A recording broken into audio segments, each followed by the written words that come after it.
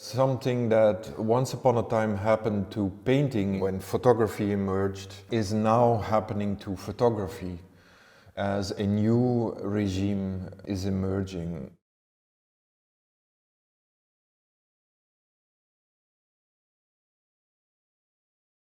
Drawing is something I typically stop around this season when the exhibition is opening, when spring comes.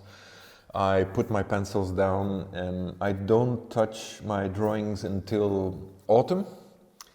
And when autumn comes, I hibernate with my drawings until springtime.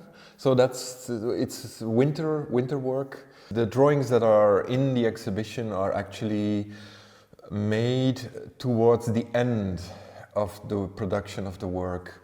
It's a way for me to produce set stills. Some artists would call them set stills, but those would usually be photographs. And I chose to draw them. Drawing is a way of gathering everything again. It's as if if your family is dispersed all over the globe, you meet them every once in a while, and it's that. I gather everything again and I gather my thoughts. And I think with my drawings I extend what I'm looking for in the films and in the installations, which is a way of reconnecting the virtual to the tactile, or to that which can be grasped, and that which has its own materiality, but it's in fact always escaping.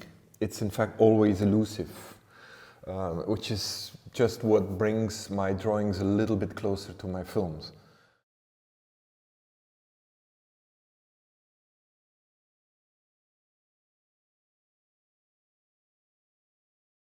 The close is a dream from a very long time ago.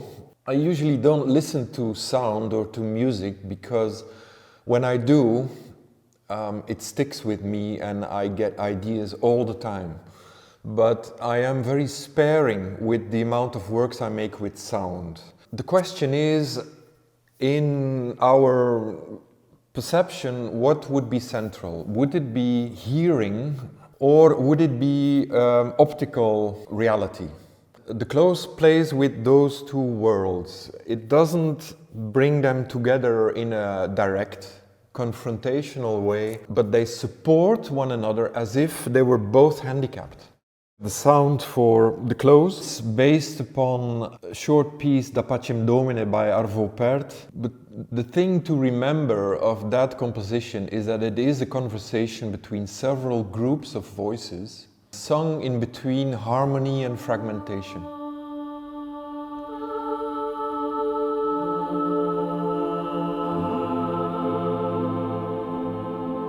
So this is why we were unable to work with an existing soundtrack, and the whole process had to be re-recorded with a conductor, with a live choir, and therefore sounds very, very present in the installation. It's as if those singers are just standing right next to you. And if you listen well, you can hear them breathing.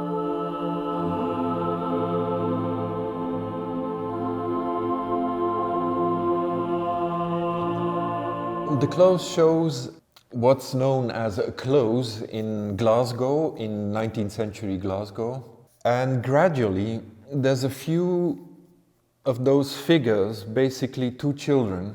They start to become the protagonists in the film, which doesn't actually have a subject. It's really what was done and what was very popular at the time. Anyone who had a camera would take it out on the street and shoot city life. In the case of the close, it's this transition which is happening between two image regimes. One would be that of the early days of film, and the next would be that of our reality of image making, which is increasingly virtualized and which is increasingly based upon schematic truths. Most visitors will not notice that much of the film is a 3D reconstruction. very much blending over into the analog world.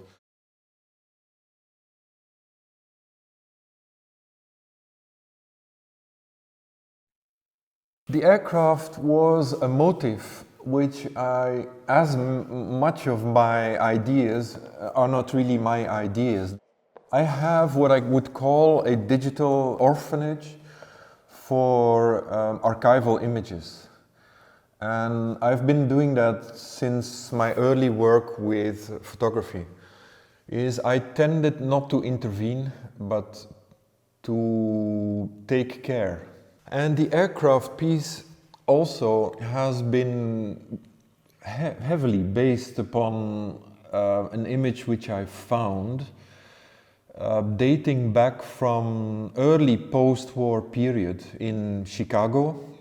What's fascinating with aircraft, with any aircraft, is that even if it's a wreck, if it's a ruin, if it's abandoned, there's still a certain sense of forward movement in it, because that's the way it's constructed, that's the way it's physically needs to be. And I thought that's a beautiful visual metaphor for a living link between that which we would consider as the past and that which we would consider as the future, which leaves ourselves somewhere in the middle, supposedly. That middle is occupied by us as those people watching, but of course also the two men who are guarding this aircraft in this huge hangar.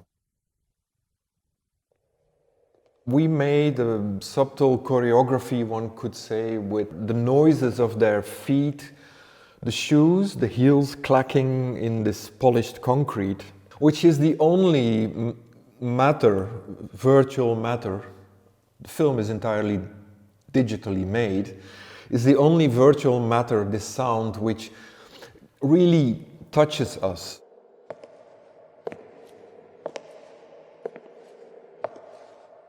Much of my previous work, but also in the clothes and in the aircraft final assembly line, uses the human figure as, I would say, a measure for the architecture or a measure for the composition.